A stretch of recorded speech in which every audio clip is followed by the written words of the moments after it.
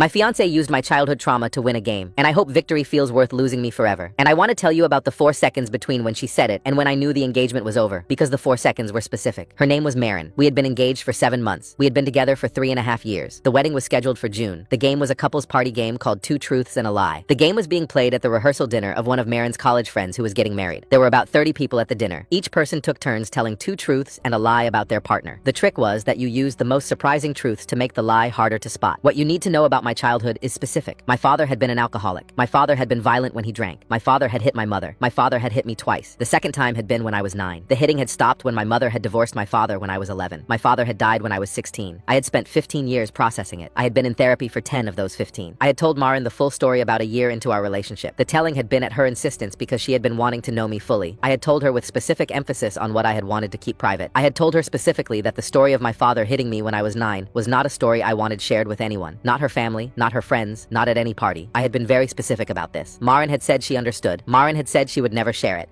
The game at the rehearsal dinner was being played and Marin was up. The bride had been pressing each pair to come up with surprising material. Marin had said her first truth, which had been that I had hiked the Appalachian Trail in college. Marin had said her second truth, which had been that I had a tattoo of a constellation on my back. Marin had said the lie, which was supposed to be that I had once met a sitting U.S. senator at an airport. The lie was true also. We had agreed in advance that we would lie about the lie. Marin said her first truth. Marin said her second truth. Then Marin said, and the third one is the surprising one. Marin said, you would never guess this. Marin said his father hit him when he was 9. The room had been laughing about the hike. The laughter stopped. There was a beat. Marin said, and that's the lie. Marin said it like a punchline. Marin said it like a card she had been holding. In the 4 seconds, I went through the following. I went through the fact that Marin had said the thing I had specifically asked her not to say. I went through the fact that Marin had said it in front of 30 people. I went through the fact that Marin had said it as a punchline. I went through the fact that Marin had framed it as a lie, which meant the room was now laughing at the false story while not knowing it was actually true. I went through the fact that Marin had decided that winning the game was more important than the agreement we had made. I went through the fact that I had been with her for 3.5 years and was about to marry her. The room was waiting for me to confirm or deny. I had to make the next decision. I said that one is true. I said the senator one is the lie. The room's laughter changed. The bride said, wait, what? I said my father hit me when I was 9. I said it is true. I said Marin told you because she had run out of safer material. I said Marin told you despite specifically agreeing to never share that story with anyone. I said Marin made a choice in real time. I said Marin chose to win the game. I said the win required her to use a story I had asked her to keep private. I said I want everyone here to know what just happened. I said because I do not want anyone here to think this was a lighthearted moment. I said it was the moment my engagement ended. I stood up. I took off the engagement ring. I set the ring on the table. I said Marin. I said I am leaving. I said the wedding is off. I said please do not contact me. I left. Marin called me 37 times that night. Marin came to my apartment. I did not answer the door. I called my therapist Landon the next morning. Landon said, are you sure about ending the engagement? I said yes. I said because Marin had been the only person who knew. I said because the deciding was the thing. I said the deciding meant Marin had a calculus in which my private trauma was a card she could play. I said the calculus is incompatible with marriage. I said I cannot unknow that Marin has the calculus. I called Marin that afternoon. I told Marin the wedding was definitely off. I told Marin I would coordinate the cancellation of vendors through her father Armand, who I had a good relationship with. I told Marin that I hoped she would think about what had happened. I told Marin that the thinking was for whoever she dated next. The wedding was canceled. Armand handled the vendors with me. Armand apologized to me on the phone. Armand said he had not raised her to be the kind of person who would do that. I have not been in contact with Marin in 8 months. The story spread through her friend group because 30 people had been at the dinner. Marin has apparently been telling people I overreacted. Marin has apparently been telling people I had been emotionally unstable. The people who knew her well have not believed the framing because they had been at the dinner and had seen what happened. I am not going to marry someone who used my childhood trauma to win a party game. I have been absorbing things for 15 years. I am done absorbing. I am 34. I have time. I have my therapist. I have my friends. I have my mother who has been with me through this. That is what I said 8 months ago. That is still true. But then Armand called. I almost did not answer because every time I saw anything connected to Marin's family, my chest got tight. But Armand had been good to me. Armand had cried on the phone with me. Armand had never once asked me to take Marin back, so I answered. Armand's voice sounded different. Armand said, I am not calling on Marin's behalf. He said it right away like he knew that was the first thing I needed to hear. He said, this is about my father. He told me his father was dying, Marin's grandfather, the old man I had spent 3 Christmases with, the old man who had taught me how to play dominoes on his back porch, the old man who had called me son, even though I was not his son, and even though I had flinched the first time he said it because the word had always been complicated for me. Armand said his father had been asking about me. Armand said, he keeps asking when the wedding is. He has days left, maybe a week. Armand asked if I would consider visiting. He said it was not for Marin. He said it was for the grandfather. I called Landon that same evening. I told Landon what Armand had asked. Landon said, then the question is not whether you go. The question is whether you can go and still be the person you have been building for the last 8 months. I called Dax next. Dax is my best friend. Dax had been the one who drove to my apartment the night of the rehearsal dinner. I told Dax the situation. Dax said, you are not seriously thinking about walking into that house. I said I owed the grandfather something. Dax said, then I am driving you, and I am sitting in the car outside, and if you text me one word, I am coming in. I called my mother You. You had been there when Eddie hit me when I was 9. She had been there when she divorced him when I was 11. She had been there when he died when I was 16. She had been there when I told Marin, and she had been there when Marin used it. I told you about the visit. You said, "Are you sure about this?" I said, "No." You said, "Then why are you going?" I said, "Because the man was kind to me, and I want to be the kind of person who shows up for kind people even when it is hard." Then you said, "Your father never showed up for anyone. You are not your father." I said, "I know." She said, "I know you know. I just like saying it." And I smiled. It was the first time I had smiled in days. Eddie never showed up. Eddie never walked into a hard room for someone else. Eddie drank, and Eddie hit, and Eddie left a hole in my childhood that I had spent 15 years trying to fill. I was not Eddie. Saturday came. Dax pulled up to my apartment at 9 in the morning. He had 2 coffees in the cup holders. He looked at me and said, "You ready?" And I said, "No." And he said, "Good. At least you are honest about it." And he started driving. Dax parked on the street. He said, "I am right here. You text me one word, and I am through that front door." I knocked. The door opened, and Armand was standing there. Armand looked tired. The kind of tired that lives in your face when something has been pulling at you for weeks. Armand led me upstairs. The grandfather was in bed. The grandfather was thin, thinner than I had ever seen him, but his eyes were open. And when he saw me, his face changed. His whole face opened up. He smiled, and it was a real smile, and he said, "There he is. There is my boy." I almost lost it right there. This man who was dying in this bed was calling me his boy, and he did not know that the wedding was off, and he did not know what Marin had done. He just knew I was someone he loved. I sat down in the chair next to the bed. The grandfather reached for my hand, and I gave it to him. We did not talk about much. He told me about a bird he had been watching from his window. He told me his coffee had been bad for a week. Then he looked at me with those eyes that still had all their sharpness, even if his body did not, and he said, "You are a good one." Marin was lucky. I did not correct him. I just said, "You were good to me." The grandfather squeezed my hand. He said, "Promise me you will be happy." I said, "I promise." I waited until he was asleep, and then I stood up, and I walked out of the room, and I closed the door behind me quietly. I took a breath. I started going downstairs. I turned the corner into the kitchen. Marin was sitting at the kitchen table. My whole body stopped. She was not supposed to be here. Armand had promised. Armand was standing behind Marin. Armand was looking at the floor. Armand said, "She came on her own. I did not invite her. I could not stop her. This is her grandfather too." I understood. Marin had figured out when I was coming and had shown up because Marin had been looking for a way back in for 8 months, and I had just handed her one. Marin said, "I just want 5 minutes." I said, "No." I turned and started walking toward the front door. Marin stood up. Marin said, "You owe me 5 minutes." I stopped. I stopped because of the word owe. I turned around. I said, "I do not owe you 5 minutes. I do not owe you 5 seconds. I owe you nothing. You used the worst thing that ever happened to me as a party trick." Marin said, "It was a mistake." I said, "You keep calling it a mistake. A mistake is forgetting someone's birthday. A mistake is burning dinner. What you did was a choice. You chose in real time. You weighed the options and you chose." Marin said, "I was under pressure. The bride kept pushing." I said, "The bride pushed you to be interesting. She did not push you to weaponize my childhood." Armand stepped forward. Armand said, "This is not the time. My father is upstairs." He was right. I said, "You are right. This is not the time. That is why I am leaving." I turned to Armand. I said, "I am sorry. I came for your father and I meant it. But this cannot happen." Armand nodded. Armand's eyes were wet. I walked out of the house. I got in Dax's car. Dax said, "What happened?" I said, "She was there." I did not cry in the car. I wanted to, but I did not cry. I stared out the window and I breathed. And somewhere between that house and my apartment, I realized something. I had walked in. I had sat with the grandfather. I had said goodbye. I had turned the corner and found Marin waiting for me. And I had not broken. I had not given her the 5 minutes. I was still the person I had been building for 8 months. Landon's question had been answered. 3 days later, I got a text from Reed. Reed was a mutual friend. The text said, "You need to know something. Marin has been telling people you showed up at her dying grandfather's house and screamed at her in the kitchen. She is telling people you made a scene while an old man was upstairs dying. She is telling people Armand had to pull you off her." I read it again because I needed to make sure I was seeing the words I thought I was seeing. Marin had taken what happened in that kitchen and she had rebuilt it. She had taken the calmest, most controlled version of myself I had ever been, and she had turned it into something loud and ugly and violent. She had made me into the man who screams. She had made me into the man who has to be pulled off someone. She had made me into Eddie. That was the part that sat in my chest like a stone. She had made me into my father. I called Reed. I said, "None of that happened." Reed said, I know you, but she is telling it to everyone who was not there, and it is sticking." I called Armand. I said, "Armand, I need to ask you something, and I need you to be honest. Did I scream at Marin in your kitchen?" Armand said, "No. You were calm. You were firm. You said what you needed to say, and you left." I said, "Marin is telling people I made a scene. She is telling people you had to physically intervene." The silence on the line was long. Then Armand said, "That is not what happened. I will talk to her." I said, "With respect, talking to her has not worked. I am not asking you to fix this. I am telling you so you know." I went to see Landon. I told him everything. Landon said, "How does it feel?" I said, "It feels like she is trying to make me the villain of a story where she is the villain." Landon said, "Does the version she tells change what actually happened?" I said, "No." Landon said, "Then what is the real problem?" I said, "The real problem is that Hibiscus is having a gathering next weekend. The same friend group, the same people who were at the rehearsal dinner. And I got invited. Marin got invited too. And I know Marin is going to use that room to finish what she started in Armand's kitchen." Landon said, "Do you want to go?" I said, "If I do not go, she controls the room. She tells her version. People believe her because I am not there to say otherwise. If I do go, I have to face her in front of everyone. And I have to do it without being the person she is telling people I am." Landon said, "You have been that person for 8 months. The question is whether you trust yourself to keep being that person in a room where she is trying to turn you into someone else." I said, "I trust myself." Landon said, "Then go." I called Dax. I said, "Hibiscus is having a thing next weekend. Marin will be there. I am going." Dax said, "Then I am going." I called Hibiscus to ask if I could bring Dax. Hibiscus said, "Of course." Then Hibiscus paused. Hibiscus said, "I heard what happened at Armand's house. I want you to know I was at the rehearsal dinner. I saw what Marin did. I organized that stupid game and I have felt guilty about it every day since. I should have stepped in when the bride was pushing for more more extreme material. I said, you did not make Maren say what she said. Hibiscus said, no, but I built the stage she set it on. The gathering was at Hibiscus's apartment. There were about 15 people. Maren had gotten there before me. When Dax and I walked in, the room went quiet for half a second. I said hello to people. I got a drink. I was calm. I was deliberate. I was aware the entire time that Maren was watching me from across the room. 20 minutes in, Maren walked over. She said, can we talk? Just us. Outside. I said, no, whatever you want to say, you can say it here. Maren said, I do not want to make a scene. I said, good, neither do I. So say what you need to say or do not say it. Maren's eyes filled with tears. She said, I have been trying to talk to you for 8 months. You ended our engagement in front of 30 people. You humiliated me. I said, I ended our engagement because you used the story of my father hitting me when I was 9 as a punchline in a party game. You had specifically agreed to never tell that story. You told it anyway. You told it to win a game. A woman who had not been at the rehearsal dinner looked between us and said, wait, is that what actually happened? I kept looking at Maren. Maren said, I said it was a lie. Nobody would have known it was true if you had not confirmed it. I said, that is not the point. The point is that you knew it was true. The point is that you reached for it. The point is that when you were under pressure to be interesting, the place your mind went was to the most painful thing I had ever told you. That is not a mistake. That is who you are under pressure. And I cannot marry someone who, under pressure, uses my trauma as currency. Maren said, I have changed. I said, in 8 months you have told people I am emotionally unstable. You have told people I screamed at you in your father's kitchen when I did not. You have told people Armand had to physically intervene when he did not. That is not change, Maren. That is strategy. Maren started to say something, but Hibiscus spoke first. Hibiscus said, he is right, Maren. I was at the dinner. I saw it. And I have heard the stories you have been telling. They are not what happened. Maren looked around the room. She was looking for someone. Anyone. An ally. Reed was looking at the floor. Dax was standing near the door with his arms crossed. Nobody spoke. And then Maren said the thing nobody in that room expected to hear. Maren said, fine. You want the truth? I thought about using that story before the dinner. I had it in my back pocket. I knew the bride was going to push for extreme material, and I wanted to win. I thought about it the morning of the dinner, and I decided I would use it if I needed to. And I needed to. And I used it. And the second I said it, I knew I had done something I could not take back. And I have spent 8 months pretending I did not know what I was doing because admitting I knew is worse than anything. The room was silent. Not quiet. Silent. I said, thank you for telling the truth. I said, that is the first honest thing you have said to me in 8 months. I said, and that is why I cannot come back. Because you did not slip. You planned. You weighed my pain against your win, and you chose the win. And now you have told me you chose it on purpose. That is not something I can forgive. Not because I am not trying. Because it is not forgivable. Maren was crying. She said, so that is it? 3.5 years and that is it? I said, no. 3.5 years and you ended it. Not me. I just agreed with you. I put my drink down. I looked at Dax. Dax nodded. We walked out. In the car, Dax said, you good? I said, no, but I am right. And right is enough for now. The next morning, I called Landon. Landon said, how did it go? I said, she admitted she planned it. She admitted she knew what she was doing. Landon said, how does that feel? I said, it feels like the thing I already knew, but now I know it out loud. It feels like the floor I have been standing on for 8 months finally has something solid under it. I called you. You said, how are you? I said, I am 34. I am single. I am okay. You said, you sound different. I said, I think I am different. I did not hear from Maren again. I did not need to. The 4 seconds at the rehearsal dinner had been enough to end it. The 8 months after had been enough to confirm it. The one night at Hibiscus's apartment had been enough to close it. I was not coming back. I was never coming back. But now I was not coming back, and I was not looking over my shoulder either. That part was new. That part was the part that mattered.